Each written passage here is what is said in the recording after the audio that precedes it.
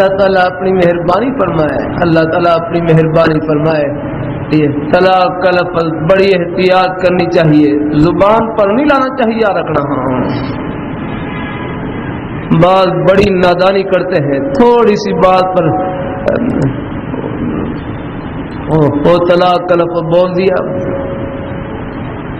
اور بالخصوص 3 طلاقیں دے دی، پھر تو بالکل ختم ہو جاتا ہے یار کام۔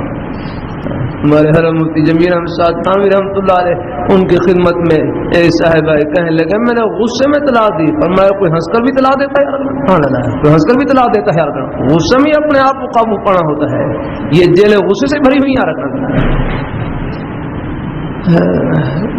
بڑی احتیاط کی ضرورت ہو جاتی ہے، گھروں میں کوئی تھوڑی بہت بات چیز ہو جاتی ہے، لیکن بہت احتیاط کرنی چاہیے یار کہاں۔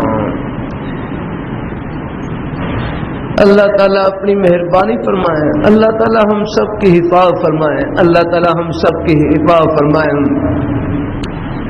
اللہ تعالیٰ اپنی بارگاہ مقبول فرمائے۔ تو میرے حضرت ملفوظ میں فرمائے لگے تھوڑی بہت گھروں میں نا کچھ باتیں ہو جاتی ہیں، ہمارے بزرگوں نے بڑے بڑے گزارے کیے یا رکھنا۔ بزرگ تھے، ان کی گھر والی کو سخت مزاج کی، بڑی کڑوی کڑوی باتیں کرتی ہیں، لیکن وہ بزرگ آگے سے کہتے فرمایا آپ جتنی مرضی سخت باتیں کریں، جتنی مرضی کڑوی باتیں کریں، میں ان کو لڈو اور گلاب جامن سمجھوں گا، کر لیں آپ جتنا مرضی کر لیں، میں نے ان کو کڑوا سمجھنا نہیں ہوتا ہے، اور ان کا وہ گھر والی کا سارا زور ختم ہو گیا۔ یہ تو میری باتوں کا اثر نہیں لیتے ہیں۔